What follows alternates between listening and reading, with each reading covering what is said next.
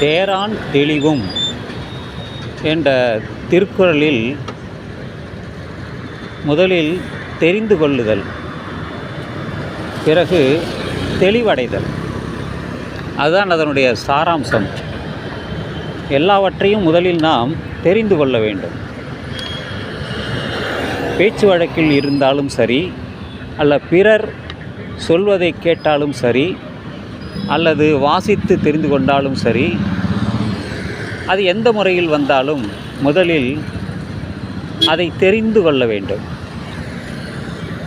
அந்த தெரிந்து கொண்டதை தெளிவாக புரிந்து கொள்ள வேண்டும். அதுதான் தேரான் தெளிவும் என்ற ஒரு குறளில் சொல்லப்பட்டிருக்கிறது. நாம் எதை தெரிந்து கொண்டாலும் சரியாக புரிந்து கொள்ள வேண்டும். அதை தெளிவடைந்து கொள்ள வேண்டும். எந்த விதமான சந்தேகமும் இல்லாமல் நாம் தெரிந்து கொள்ள வேண்டும். அதுதான் தேரான் தெளிவும் தெளிந்தான் கண் ஐயுறவும் தீரா இடும்பத் தரும். அவனுக்கு சந்தேகமே வரக்கூடாது. ஐயம் என்றாலே சந்தேகம்தான். உனக்கு தெளிந்த பிறகு எதற்கு சந்தேகம்? அதை கண்டிக்கிறார் வள்ளுவர். தேரான் தெளிவும் தெளிந்தான் கண் ஐயுறவும் தீரா இடும்பை தரும் என்கிறார். ஒரு சொல் தவறாக போய்விட்டால், அந்த தவறு சந்தேகம் என்று மற்றவர்களுக்கு தெரிந்துவிட்டால் அது நமக்கு துன்பத்தை தரும் என்பதுதான் அதனுடைய விளக்கம். நாம் எதையும் படித்தாலும் வாசித்தாலும் பிறர் சொல்வதை காதால் கேட்டாலும் எல்லாவற்றையுமே நாம் தெரிந்து கொள்கிறோம். இந்த 5 புலன்களால், அடிக்கடி நான் சொல்வதுண்டு 5 புலன்கள்: மெய்வாய் கண் மூக்கு காது. அதன் மூலம்தான் நான் தெரிந்து கொள்கிறோம்.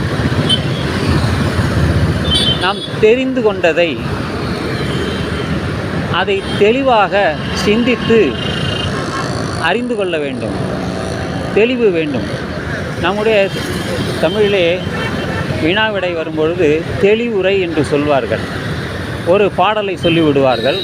அதனுடைய விளக்கத்தை புரிந்து கொண்டு தெளிவாக ஒரு உரை சொல்ல வேண்டும். தெளிவுரை என்று சொல்வார்கள். அப்படியெல்லாம் நான் படித்த காலத்தில் அது எனக்கு ஞாபகத்தில் இருக்கிறது.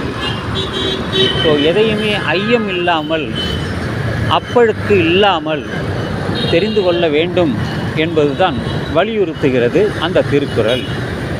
இது வாழ்க்கையில் எல்லோருக்கும் வேண்டுதல் தான். சந்தேகம் என்பதே வரக்கூடாது. சீதையின் மீது ராமன் சந்தேகம் கொண்டான். தீக்குளிக்க வைத்தான் 2 முறை. இது புராணம்தான். அந்த புராணத்திலும் தெளிவில்லாமல் ராமன் இருந்தான் என்பதை அது விளக்குகிறது.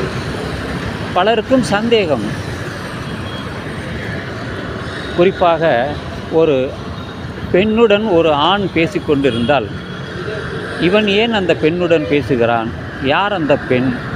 தெரிந்தவளா, தெரியாதவளா, மனைவியா என்றெல்லாம் அவனுக்கு சந்தேகம் வரும். முதலில் தொட்டு பேசினால் இன்னும் அந்த சந்தேகம் அதிகமாகிவிடும். ஏனென்றால் அவனுக்கு தெளிவில்லை. எங்கோ தொலைவில் இருந்து பார்க்கிறான். அதை பார்த்துவிட்டு அவன் ஐயம் கொள்கிறான். இப்படி நான் சொல்லிக்கொண்டே போகலாம்.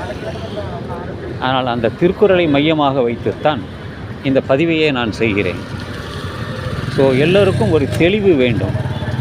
எப்படி ஒரு குட்டையிலே மீன்கள் கீழே இருந்து மேலே வரும்போது குழம்பிவிடும் தண்ணீர், அதே தண்ணீர் அமைதியாகிவிட்டால் தெளிந்துவிடும். தெளிந்த நீர் என்று சொல்வார்கள். குட்டையிலிருந்து தெளிந்த நீர் கிடைக்கும் என்பதுதான். அது ஒரு உதாரணம்தான்.